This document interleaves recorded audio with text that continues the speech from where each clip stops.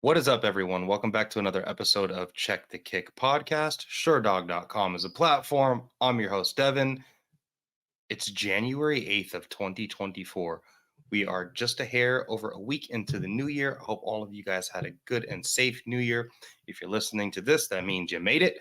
Hope you guys all had a great holiday. A lot of rest and relaxation. It was nice to take a little bit of time off from podcasting and MMA. However, I missed all of you guys.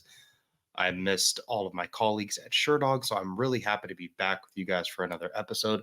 Unfortunately, I don't have any old fights to go over because we talked about the Colby Covington, Leon Edwards fight that sucked.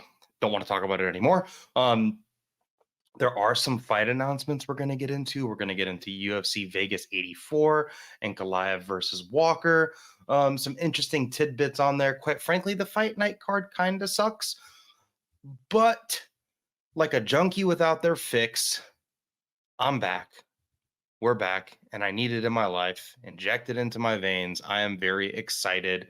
We are going to kick off the show with some fight announcements. We don't have the out with the old segment, so we're just going to go right into what's hot. And what's hot, right before I started recording, and this has been confirmed, we have Jorge Masvidal versus Nate Diaz 2 going to take place in boxing. Jorge Masvidal recently, I'd say probably 4 or 5 days ago, put out a tweet saying, "I am unretired." And I was like, shit, is he going to fight Justin Gaethje for the BMF belt at UFC 300? That would have been kind of fun maybe, but no. He's fighting Nate Diaz. So that should kind of probably tell us that we're not going to see Conor versus Nate at UFC 300. Conor posted his weird, drunken, I'm returning for International Fight Week to fight Michael Chandler at 185. I took that so seriously that I rushed to my computer to record a breaking news. Just kidding. I did not take that seriously at all. And I don't think anyone that's a true MMA fan or that knows a lot about the sport took that seriously or anything Conor McGregor says anymore, especially in the year of our Lord 2024. But Diaz versus Masvidal, this should sell. This news was broken by Happy Punch, which, they call themselves a new generation of combat sports. They are known for all of this misfits boxing stuff, all this Jake Paul celebrity crap with KSI and all that stuff involved. So that's their thing. And I guess this is kind of a celebrity boxing match in a way, but a celebrity boxing match with two aged fighters that do actually have good combat sports history and experience. This should be pretty interesting of a fight. I would lie to you if I told you I wasn't interested in it. However, based off of how they both looked in their last time out, Jorge looked really bad against Gilbert Burns, and Nate Diaz did not look that great against Jake Paul. But they're both going to make a boatload of money. I'm glad the UFC went ahead and told Jorge that he could go do this boxing match. That's also been confirmed. So supposedly the UFC is giving him their blessings to go out and do this, which is a little bit of a slap in the face to Francis Ngannou. We're going to talk about that here in just a moment as well. But this should be interesting. Their first fight was stopped, TKO doctor stoppage, because Nate Diaz's face was falling off of his head. They probably won't have that issue in boxing due to the gloves and everything. No elbows, no kicks. If you guys remember that fight, it's a pretty interesting fight. This was the original BMF bout. I wonder if there'll be some sort of BMF stuff incorporated into this. Probably not, because I'm assuming this BMF trademark thing has probably been trademarked by the UFC. So I don't know if they will be allowed to utilize the BMF terminology. However, pretty freaking interesting.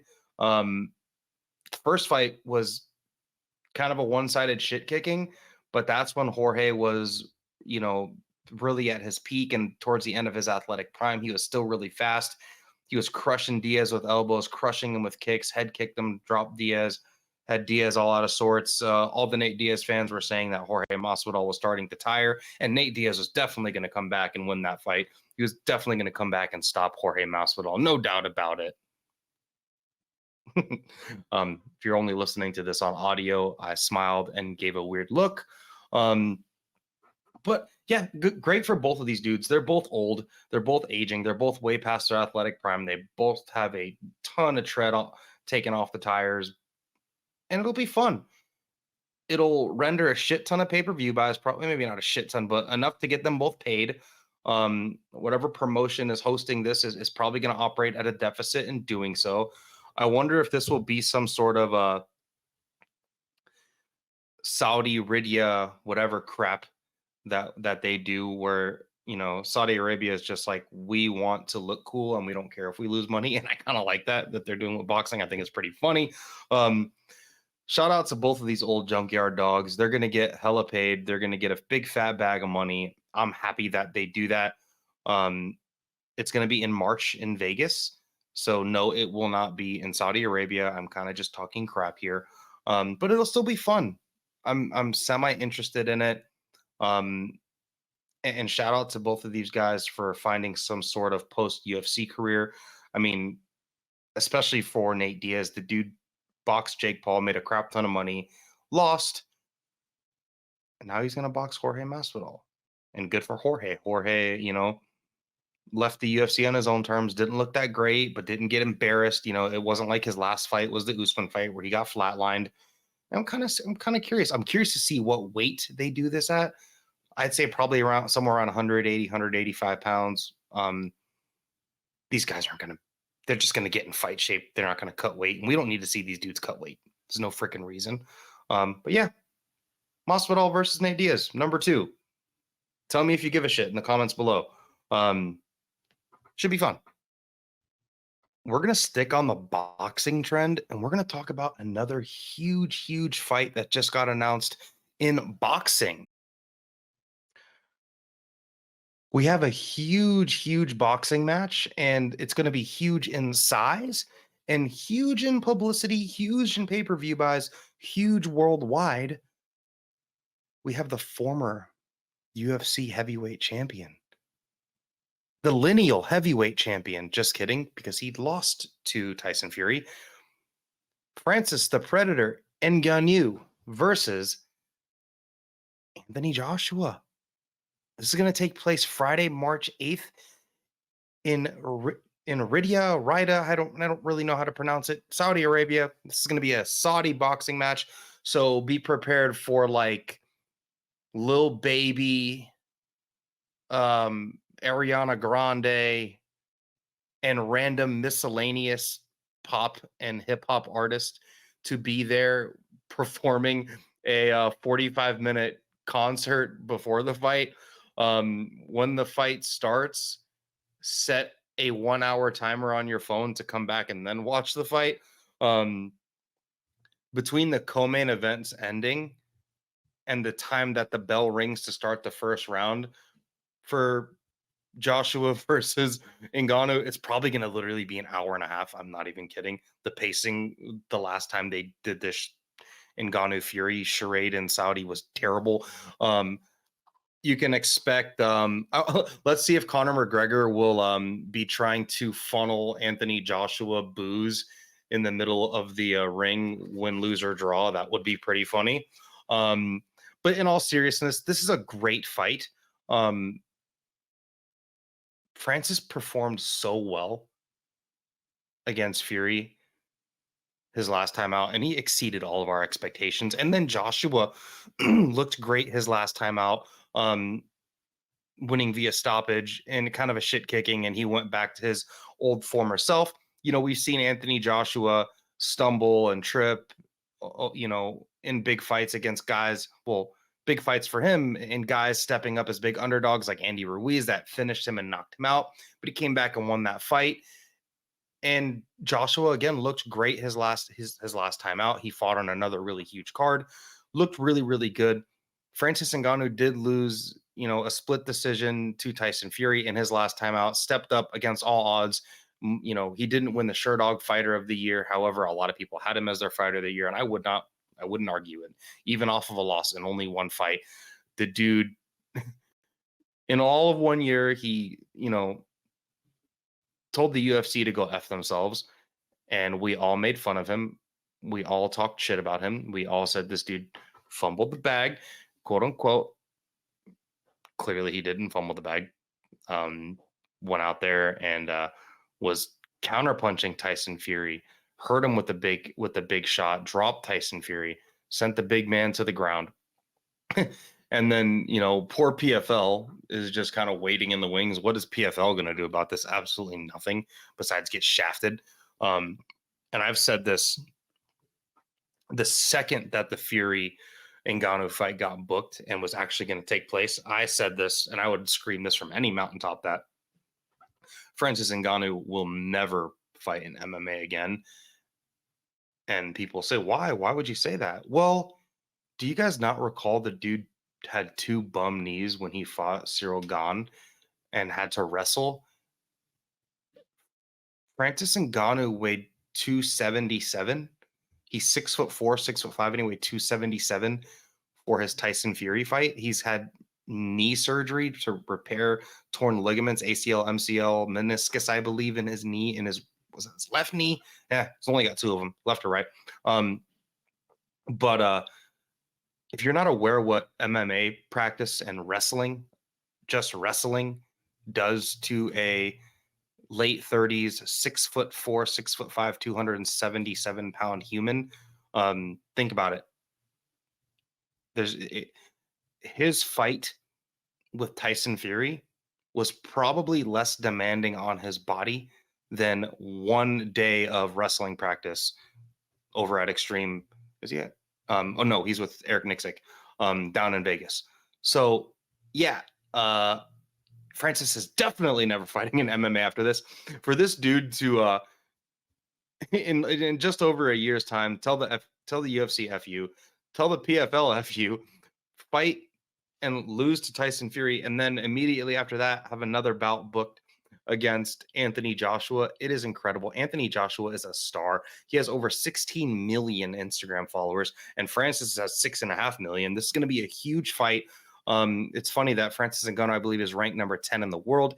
He is stepping over guys like Joe Joyce and Zhang Zhili, stepping over guys like Andy Ruiz, and getting these huge, stepping over guys like Deontay Wilder. Deontay Wilder looked like shit his last time out against Joe Parker. And that was, you know, Deontay Wilder looking so terrible like his last time out is kind of what segued this fight into place, which is great for Francis. I'm very excited. This is going to be a hell of a fight.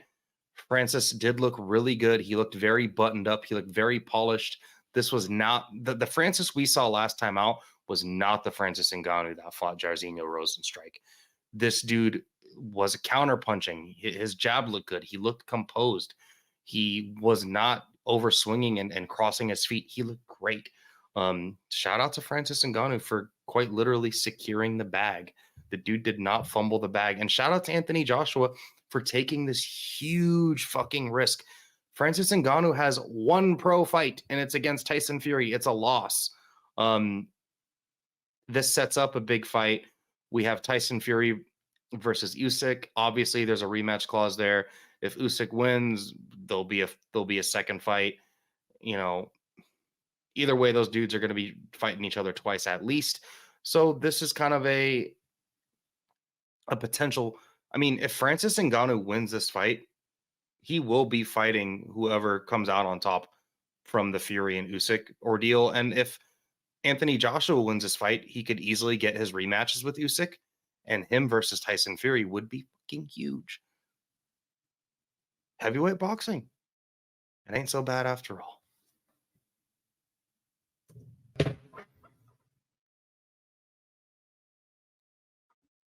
Couple more big fight announcements. We're moving on to MMA.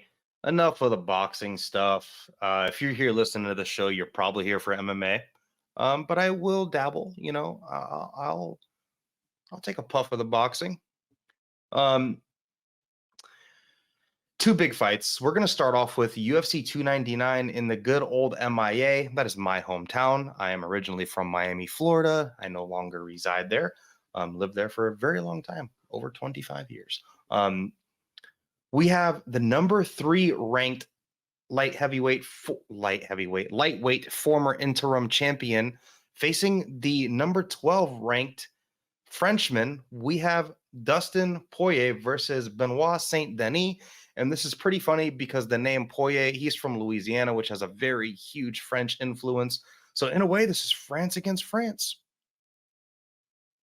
We got the old fur trapping Frenchman down in Louisiana versus the escargot eating French from France. This is a hell of a fight. There's probably odds on this that I didn't pull that I probably should have. I'm going to assume that Dustin Poirier is the favorite. He's coming off of a pretty vicious loss, and Benoit Saint Denis on a 5-fight winning streak. Shout out to Dustin Poirier for doing the same thing that Justin Gaethje did when he fought Rafael Fiziev. These young guys are they're streaking, and you know, these old dogs that are still very good fighters with big names are not. You know, they're kind of releasing their stranglehold on the top 5 of this division, which is really caught up by a lot of these guys for quite a while. Islam Makhachev kind of made his way into that. Charles Oliveira kind of made his way into that, and we have Benoit here taking a huge jump. I mean, it's the equivalent of, you know, you ever climb a flight of stairs and you do the thing where you try to skip a stair or two. Well, this dude is skipping floors. The fighters that are in between number 3 and number 12, there's some very good fucking fighters in between there. But Benoit Saint Denis, he's this fight actually, as an MMA fan that loves to watch great fights, this is an amazing fight. This is pure violence. As a dude that is a big fan of both Dustin Poirier and Benoit Saint Denis, it's gonna hurt me to watch these guys beat the shit out of each other. Dustin Poirier, one of the best boxers in the UFC, great southpaw, amazing check right hook. That's his thing. Pretty good kicks. He's tough as shit. He has good BJJ. He's got good submissions. He submitted Michael Chandler after piecing him up. He is a great combination puncher that once he gets rolling on dudes, you know, very close round in his last fight against Justin Gaethje. I scored the first round for him. Some people scored it for Gaethje. Either way, you know, and then he got caught slipping with that head kick. That head kick could knock out anyone. Shin to the temple and then foot wrapping around the back of the head. You're going night-night. And Dustin Poirier is a guy that, you know, he's tough, but not as durable as he probably wants to be, but he has the ability to hang tough in the pocket. Benoit Saint Denis he fights like a French special force fighter. He is incredible. The dude can put pressure on people. He can grapple. He's got amazing kicks. He's a great body kicker. Look what he did against Matt Frevola his last time out. Matt Frevola tried to exit the pocket. He thought he was at a safe range. Benoit Saint Denis cut the angle, hit him with the head kick. Prior to that, crushing Bonfim. He's looked really, really good. This is an incredible fight. This is blood and guts. They are making this a 5-round co-main, which both of them wanted. Great. Benoit Saint Denis wins this fight, and he's getting a title fight.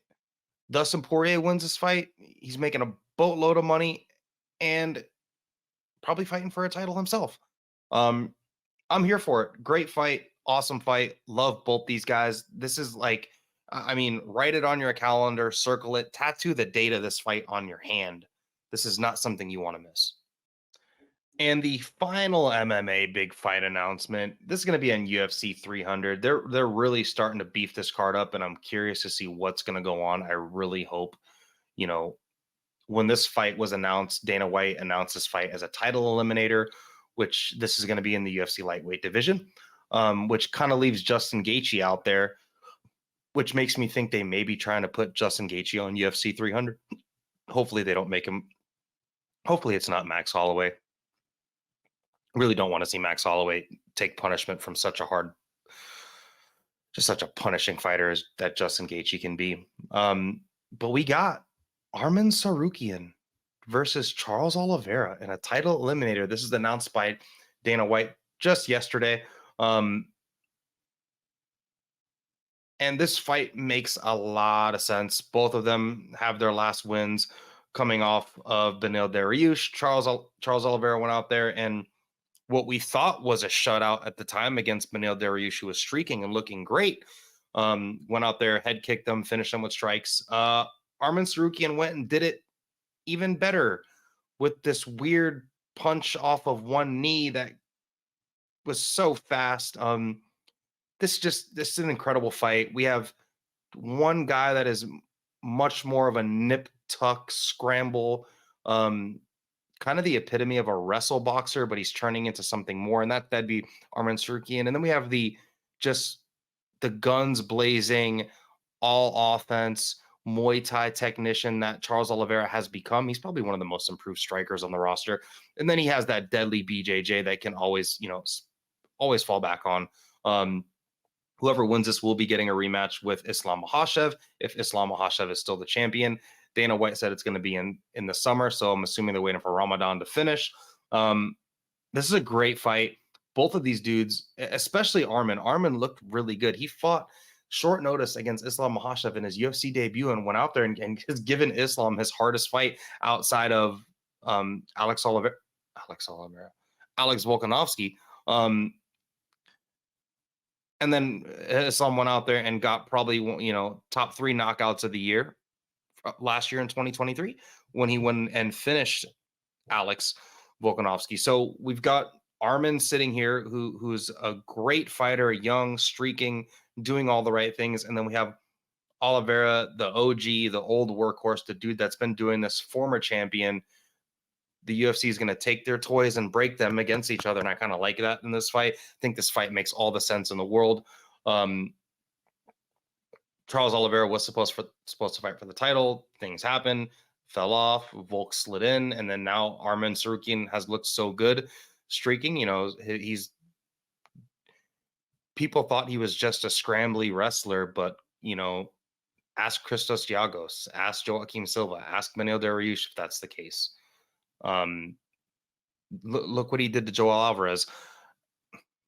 Early prediction: this could look a lot like the Paul Felder and Charles Oliveira fight. Arman Tsarukyan is a great scrambler, very top heavy, and just go watch that Joel Alvarez fight. Look at the punishing ground and pound that he lands on people. And he's become such a nip tuck striker. He's so defensively sound. Charles Oliveira is just an offensive dynamo. His strikes, he's got big power, great kicks, great power with his punches. He's a straight puncher. That left hook he murked Charles Oliveira with, or Michael Chandler with, was just incredible. These are all a bunch of fights that I'm super high on for this year. I'm super stoked. And I think this may be Arman Tsarukyan's time to shine and earn that rematch he so well deserves. All right, guys, moving on to UFC Vegas 84. I believe that's what it is. Who knows who's keeping count anymore? I don't even think the UFC is keeping count. I think they're just like, 92, 84, 73. I think they're just fucking making up numbers at this point. Pretty fun card. It's definitely a card of some old guys, some new guys, a couple rematches in the main and co-main. It's definitely a card that they're giving us after a long time off. We would be talking a lot more shit about this card if this was just our standard weekly MMA, but it's been a while, so I miss it. And like I said in the beginning of the episode, I'm like a junkie waiting for his fix. Where you at? How far away are you? When will you be here? It's this Saturday, the 13th. And I'm gonna skip the Ricky Simon Mario Bautista fight. I know that you guys are here for that, and honestly, it's a better fight than the fight I'm gonna replace it with. However, Jim fucking Miller does not have a lot of time left, and he does not have the same case as Tony Ferguson, where I stopped breaking down and talking about Tony Ferguson fights because I felt bad. Not Jim Miller, baby. We got Jim Miller versus Gabriel Benitez. Jim Miller's nickname is A10, but it should be WD-40. The dude has just been around for so long. Gabriel Benitez, his nickname is Mowgli. If you've seen it, you get it. Jim Miller, minus 120 favorite. Odds are kind of swinging in his favor. Benitez is a plus 100 underdog. And Jim Miller, he's secretly, out of his last 5 fights, he's lost one against Alex Hernandez, and he didn't look terrible. He knocked out Eric Gonzalez, knocked out Nicholas Mota, guillotined Donald Cerrone, and then his last knockout against Jesse Butler. I think us at Sherdog, we might have kind of forgot that one and let that one slip by, but honorable mention for knockout of the year. Yeah, Jesse Butler came in on short notice, but Jim Miller's like, how old is Jim Miller? He's 40. 40. He has 36 wins and 17 losses. He's 40. The dude fought Lyme disease and beat it. He's cured. And ever since that, he's gone on and crushed people. Yeah, you know, he lost to Vince Pichel, lost to Joe Selecki, and we all thought he had cardio issues where he have maybe a good 5 to 9 minutes of cardio, but the last round would be non-existent. Not anymore. Like, even against Alexander Hernandez, cardio was not the issue. He got eye poked really bad in that fight. His vision got really compromised. I thought he was getting surgery. He stated in an Instagram post back when this fight happened in February last year that he was going to need some eye surgery to repair some issues. So he got eye poked and still fought tough. And Alex Hernandez is a young, athletic dude that's pretty good. I would probably pick Alex Hernandez to beat Gabriel Benitez. Jim Miller is a guy that's later in his career. He's been able to rely on big power, and he's hurting dudes. I could totally see him getting a club and sub here. For Gabriel Benitez, he's a dude that great kicker, amazing kicker, comes from a great camp, aka Javier Mendez said that he's probably the best and hardest kicker at that gym, and that was when Luke Rockhold was around, and Luke Rockhold is a great kicker, and he's got good wins. But yeah, his last fight was back in August 13th of 2022, where he beat the world-renowned Charlie Ontiveros. I'd pick probably every single active fighter on the roster to knock out Charlie Ontiveros. Besides that, before that, he got knocked out by David Onama, who's a 145er, gassed and got finished by Billy Q, another 145er, got knocked out by Sadiq Youssef. He did hurt Sadiq Youssef in that fight in a brawl, and then lost to Omar Morales. Like, the dude is in his last 1, 2, 3, 4, 5, 6, and his last 6 fights, he's got 2 wins. The dude hasn't won a fight. Prior to the Charlie Ontiveros, he beat Justin James, who is a great wrestler, good coach down in Vegas, but probably not a UFC talent. Last time he beat a true UFC talent was probably Clay Collard. That's probably the best, most recent win he has, and that was in 2015. Yeah. So I'm going to go with Miller here. I like him to probably club and sub. Benitez is a dude that's been rattled. He's taken a long time off, so that's going to be good for his chin and his durability. However, I'm kind of all over Jim fucking Miller here, man. I think Miller can go out there and hurt him. I think Miller, hopefully we can get Miller on UFC 300. That's something he's really wanted. And I think Dana or someone mentioned that even, regardless of the outcome of this fight, as long as it's not too bad, this dude will probably fight on UFC 300. Unfortunately, the way that MMA works, I will pray to the MMA gods we don't see some sort of like Anderson Silva, Chris Weidman type leg injury where like the dude's definitely never fighting again and definitely not fighting on UFC 300. I'm going to pray that doesn't happen, but MMA is a fickle bitch and anything could happen. But let's get Jim A10 Miller win by first round finish, club and sub. I think he hurts Benitez on the feet, causes Benitez to do some panic wrestling, and he hits him with that old guillotine, same one that he hit Mr. Cowboy with. Jim Miller, minus 120, think it's a good bet. I think it's a smart bet. I think it's fairly priced. And I wonder what he is by finish. I wonder what Jim Miller is inside the distance. Look it up. Let me know what you guys think. Comments below. Who's going to win this fight? Moving on to the co-main event, we got a flyweight rematch. One of the best divisions in the sport. This division's really, really fun, especially these two guys. These two guys are tons of fun. We have Matheus Nicolau rematching Manel Kape. Nicolau was Kape's second fight in the UFC, where he beat him via split decision. I kind of thought Nicolau pretty cleanly won that fight, but yeah, it's MMA and judges are crazy. What's even crazier than that is the odds on this fight. Manel Kape is a pretty heavy favorite. He's minus 250. Matheus Nicolau's coming back as a pretty good underdog, plus 205. Yeah, Kape is was the flyweight champ over in Ryzen, kicking dudes in the head with shoes on. And maybe this is based off of Nicolau's last loss. He did get kneed in the head by Brendan Royval. Beautifully timed knee where Matheus Nicolau was kind of stepping into the pocket and he got kneed and then elbowed a bunch and got finished. It's pretty freaking violent. Another possible honorable mention for a knockout of the year in 2023. It's been almost a year. That was back in April when he last fought. Prior to that, he defeated Matt Schnell via knockout, defeated David Dvorak, beat Tim Elliott, and then he had that split decision win over Manel Kape. Manel Kape, on the other hand, his last time out, had a brawl with short notice, super young UFC newcomer in Felipe Dos Santos, where Felipe Dos Santos comes from that same camp as Charles Oliveira. Tough as absolute shit. The dude is tougher than a $2 steak, and went out there and had success in moments against Manel Kape. And I think that's something that's kind of being forgotten here.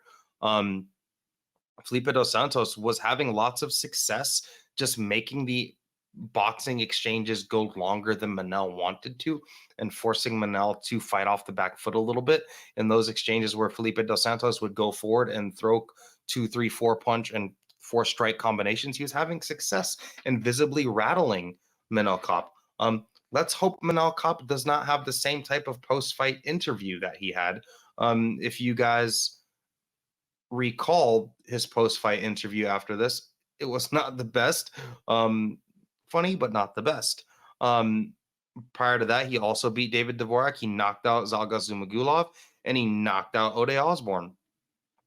Manel Kape is a dude that he's an athletic dynamo. That's his thing. His thing is to be an athlete. He's a mean dude. Like, he is a dude that fights with tenacity. He's a very mean guy. He's kind of defensively porous, where he will get caught with things. Look at the Felipe Dos Santos fight. However, he may be one of the hardest hitting flyweights, especially since Davison Figueiredo is no longer in this division. We have the champ Pantoja. He definitely is a hard hitting, hard punching dude. Kai Kara France, another hard hitting, hard punching kind of dude. But what Manel Kape does, he's much more of a timing, precision, parlayed with big power and athleticism, where that knee that he hit Ode Osborne with was like chef's kiss, beautiful. And that's something that, he could easily pull Nicolau into a similar trap. Nicolau, on the other hand, is much more of a nip tuck, very clean striker, does not make a lot of mistakes, even though he did get knocked out his last time out. For Nicolau, funny enough, the only losses this dude has in the UFC are via finish, and his only losses in general all come via finish. And for Nicolau's 3 losses all coming via stoppage, he's not a dude that seems defensively,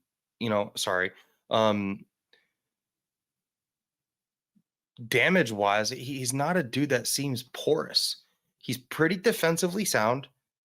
He's not doesn't have a glass chin or anything like that. He's not it's just MMA, especially at this level in these divisions.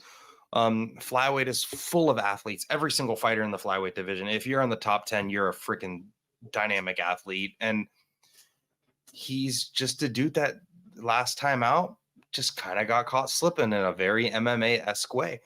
I could see he had a lot of success in this first fight, taking down Manel Kape. I could see him, winning the first round and just kind of stymieing Kape and take him down. And I don't want to say lay on him, but take him down and take some wind out of the sails. That would be a very smart way to beat such an athletic monster like Manel Kape. Take him down, take the wind out of his sails, land some ground and pound, control him, make him struggle to get to his feet, repeat the process. I think he got 2 takedowns in the first round of their last bout. The number on this fight just kind of doesn't make sense to me if you look at both of their last fights. Yes, Nicolau got caught slipping, but he looked fine against Royval up until that point. And Manel Kape did fight a short notice replacement, but this guy was kind of a nobody off the Contender Series and went out there and had a war with Manel Kape and hurt him and visibly wobbled him multiple times in that fight. This is not a betting show, even though I kind of just told you guys to bet some money on Jim Miller. And this is one of those fights where whoever's a 2-1 underdog, you're almost smart to just lay a couple shekels down on it, because why not? If you're a betting man, I like Matheus Nicolau to probably win another decision here. I could just see him. That knockout loss is probably going to cause him to only fight smarter. He is out of this whole entire division with all the dudes in the top 15. Obviously, Pantoja beat Manel Kape. Pantoja is a beast, but Pantoja is a dude that leaves way more openings defensively than someone like Nicolau. I could just see Nicolau fighting a very studious type fight, getting his takedowns, landing strikes, getting out, staying on the outside, and just slowing this fight down. If he fights this fight at his pace and does not get caught slipping, it's going to take Manel Kape to catch Nicolau slipping. And Manel Kape's the dude to do it, don't get me wrong. But as a minus 250 favorite, coming off of both of their previous fights, I just, in a rematch like this, there's just kind of no reason for either one of these guys to be so skewed. And, this fight should almost be much closer to a pick'em. If Manel Kape was a minus 150 favorite and Matheus Nicolau was a plus 160 dog, like that makes sense to me. But plus 200, minus 250, I'm going to lean with the underdog here. I'm not betting this fight though, so take this all with a grain of salt, please. But I could just see Nicolau fighting a very nip-tuck fight. All he has to do is out-wrestle him for 1.5 rounds and not get hurt, and he could easily win this fight. And when I say 1.5 rounds, I mean wrestle him for the first round and wrestle him for the first half of the second round and hope the judges score it properly. It's one of those types of fights. And Nicolau does have all the tools defensively to strike and be on the feet with Manel, as long as he doesn't get caught with anything crazy. And again, and Manel Kape could easily time a big knee and make me eat all my words, because it's Manel Kape. Both of these dudes are great. What would be funny for Manel Kape, if he wins this fight, he's going to probably fight for a title, which is just another rematch. And that's flyweight for you. There's not enough dudes on the roster, in my opinion, for such a great division with such talented fighters.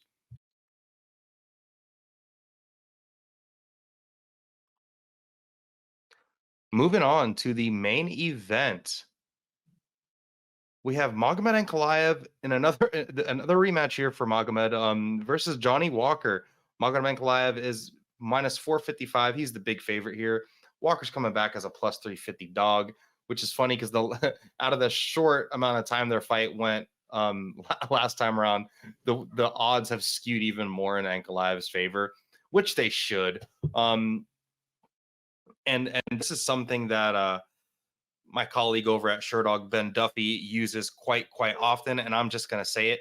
Magomed Ankalaev is probably the most unlucky fighter on the roster, and he is just set for blunders. The dude will cross the street, two-step in dog shit. I'm sorry, Ben. I stole that from you. However, it's just a perfect way to describe Magomed Ankalaev. You look at his fights with Paul Craig, where he's absolutely dominating him, and then he goes and gets submitted via triangle choke. That was at the 4-minute 59-second mark. That's his only loss on his whole career. It's just really funny. And the dude looks great.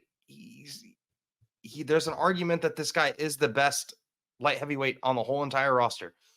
Johnny Walker, on the other hand, he is a dude that is, prior to this fight with Magomed Ankalaev, Anthony Smith told him that he was stealing from his family. He's trying to hurt his family. That fight kind of sucked. And Johnny Walker did what he had to do to win. He utilized his leg kicks. The Paul Craig fight, that fight kind of played out exactly how most people thought it would. The Ion Cutelaba, he went out there and out wrestled and like took Ion Cutelaba's back. Very interesting. Won via RNC in that one there. The Jamal Hill knockout was pretty funny, in my opinion. Johnny Walker, when he broke onto the scene, those like standing elbows that he hit Khalil Roundtree with, it literally sounded like someone hitting a coconut with a hammer. Some of the most just boom, like I can't even describe the sound. Go watch that back. It's incredible. Justin Ledet, I don't even know where that dude's at. The flying knee against Misha Serkinov. But then when he came and fought Corey Anderson, that was definitely a reality check. Corey Anderson was like, hey, what if I don't fall victim to the worm and this guy just being giant? What if I just punch him a lot? If you go and watch back, I think it was the Henrique Silva Lopes loss where he got knocked out in jungle fights. Maybe it was the Wagner Prado fight, but there's a fight on there's some fights. I did not go back that far. I didn't go 10 years back watching tape for this, so sorry. I didn't go back to jungle fights. But there's a fight out there where Johnny Walker literally got knocked out like 4 times, and then the fight was finally stopped. So Johnny Walker's he is the definition, in my opinion, of a glass cannon. The dude is absolutely freaking huge. He's 6'5". He enters the cage at least 235, 240. He's the biggest light heavyweight I've ever seen. Probably the biggest light heavyweight that's ever existed. His little brother is actually debuting as a heavyweight, and Johnny Walker's bigger. It just blows my mind. This dude should be a heavyweight with his athleticism and his speed. He's a guy that's always going to be defensively porous. He's a guy that's always going to be durability-wise non-existent as well. You want to touch him, you can. Ask Corey Anderson. Corey Anderson just went out there and punched him a lot very hard. Jamal Hill punched him a lot very hard. Since he went over to Ireland and got with Connor's camp over there, I don't think slow and methodical Johnny Walker is the best Johnny Walker. I honestly don't think Johnny Walker is intelligent enough to employ the game plans he is, that Kavanaugh is trying to employ him with. I just don't think I don't think he's intelligent enough. I think he's much more of an athletic freak that when he was relying on his athleticism and his power, he would just go out there and crush people. And I think that would be his best shot against Ankalaev. But Ankalaev hurt him with the body shot, and it crumbled him, caused him to drop to a knee. And it's really funny that Ion Cutelaba and Johnny Walker have both thought to themselves, here's the most nip-tuck, technically sound fighter in my division. Let me see if I can confuse this robotic Russian with some sort of drunken master. Let me see if I can rope-a-dope this guy. Like, Ankalaev is literally the last guy you're going to rope-a-dope. However, Ion Cutelaba and Johnny Walker have both tried it. Their last fight, Ankalaev was pretty clearly winning the first round. However, Johnny Walker did have some success with the leg kicks. But the way that it ended, Johnny Walker, they asked him where he was. He said the desert. They probably thought dessert, like ice cream. And it ended up in a fight that shouldn't have been stopped. It was wrongfully stopped, in my opinion. Walker seemed fine, even though he did take some knees to the ground. He, and it honestly should have probably been a DQ, but this ended in no contest, I believe. Let me verify really quickly. Yep, no contest, illegal knee. Pretty interesting because he probably should have been a DQ win for Walker. I just don't see a path to victory, even though if anyone is going to lose in some really ridiculous way to Johnny Walker, it would be Magomed Ankalaev. But Ankalaev in a 5-round fight, the last time we saw Walker go 5 rounds was against Thiago Santos, and that was Thiago Santos post John Jones. And it was just a terribly boring fight where Thiago Santos literally had success with grappling Johnny Walker. Don't see why Ankalaev, even if he loses the first round just by not throwing enough strikes and just gets leg kicked a bit, if this 4th round starts in this fight, look at all the punishment that he took from Jan Blachowicz, who is a much more technically sound striker compared to Johnny Walker, and equally powerful and equally dangerous as Johnny Walker, and a much better kicker than Johnny Walker. Look at all the damage that he took from Jan Blachowicz and was still able to get takedowns and win closing rounds of their fight to make it a draw. Give me Magomed Ankalaev via 3rd or 4th round TKO stoppage. I think he can buzz up Walker on the feet, but I think he just takes him down and just TKOs him with ground and pound. Walker is he's like one of the best, worst fighters on the roster, but that's why he's a light heavyweight. He's just a guy that he's just giant and he's a true athletic freak. And whenever Johnny Walker fights, it's typically fun, besides the Anthony Smith fight and the Thiago Santos fight, but either he wins in extremely impressive fashion or he loses in extremely impressive fashion. The real question is, will we see the worm? Because if Johnny Walker wins, we'll see the worm. And will he blow up his shoulder? I don't know. But that's the show, guys. Check the kick. That's my sign. That's an osprey holding a salmon. I'm Devin. I'm the host. Sherdog.com. Enjoy the fights.